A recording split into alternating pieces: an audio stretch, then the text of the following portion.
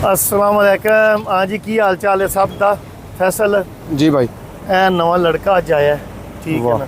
Shirt लड़का तो माशाल्लाह सेहतमंद लिया फिसी की है फसी शर्ट है फसी है ते ਇਹਦੀ ਵੱਡੀ ਸ਼ਰਟ ਵੀ ਲਿਆਉਣੀ ਹੈ ਜੀ। ਇਹ ਜੀ ਇਹਦਾ ਕੰਮ ਹੈ ਜੀ, ਜਿਹੜੇ ਲੋਕ ਆਉਂਦੇ ਠੀਕ ਹੈ ਨਾ ਉਹਨਾਂ ਨੂੰ ਰਿਸਪੈਕਟ ਦੇਣਾ, ਉਹਨਾਂ ਨੂੰ ਮਸ਼ੀਨ ਵਹਾਣਾ ਪੰਪ ਦੀ ਕਿ ਕਿੱਥੇ ਤੁਸੀਂ ਆਪਣੀ ਗੱਡੀ ਖਲਵਾਓ ਔਰ ਪੈਟਰੋਲ ਭਰਵਾਓ, ਠੀਕ ਹੈ ਨਾ।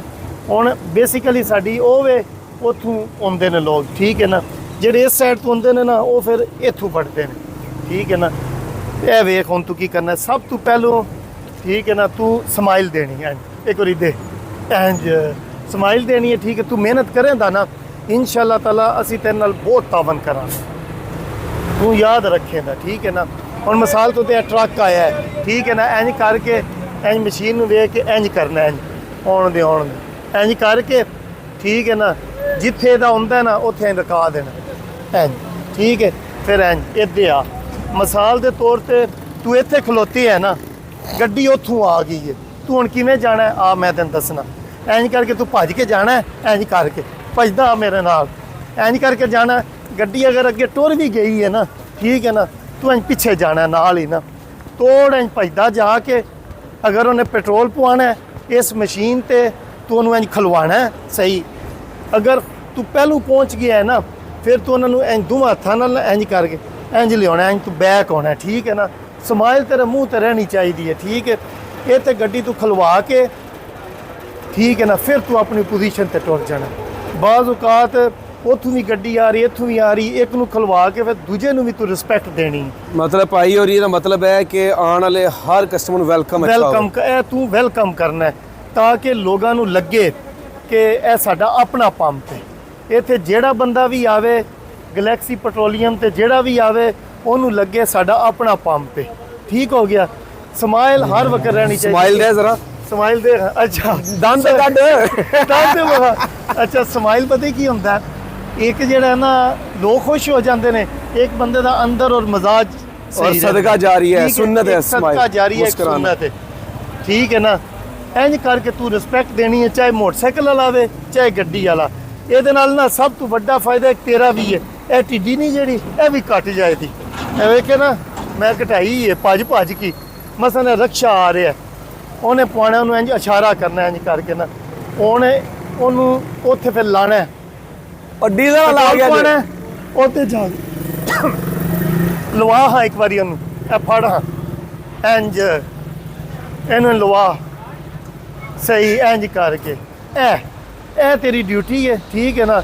ਤੂੰ ਭੱਜਦਾ ਨਜ਼ਰ ਆਵੇਂ। ਇੱਕ ਭੱਜਣਾ ਜਿਹੜਾ ਨਾ ਸਿਹਤ ਵਾਸਤੇ ਵੀ ਅੱਛਾ ਹੈ, ਠੀਕ ਹੈ ਨਾ। ਉਹ ਆਂਦੇ ਨੇ ਨਾ ਮਾਰਨਿੰਗ ਵਾਕ, ਤੇਰੀ ਸਵੇਰ ਤੋਂ ਲੈ ਕੇ ਸ਼ਾਮ ਤੱਕ ਮਾਰਨਿੰਗ ਵਾਕ ਹੀ ਹੈ। ਉਹ ਦੁਪਹਿਰ ਨੂੰ ਕੀ ਆਂਦੇ ਨੇ, दोपहर वाक, आफ्टरनून वाक, इवनिंग वाक, ठीक है ना। तो इंशाल्लाह ताला तेरा दिल लगेगा इत्थे, ठीक है। आज पहला दिन है जी, आज जी पहला दिन है। नाम की है इबरार। इबरार, ठीक है, ठीक हो गया। हुण तू आ जा इत्थे ना, इत्थे आ। हाँ तेरी इत्थे तू खलो जा, इत्थे अगे करके ना दरम्यान विच, दरम्यान विच ना तेनू मुश्किल ना पेश आवे।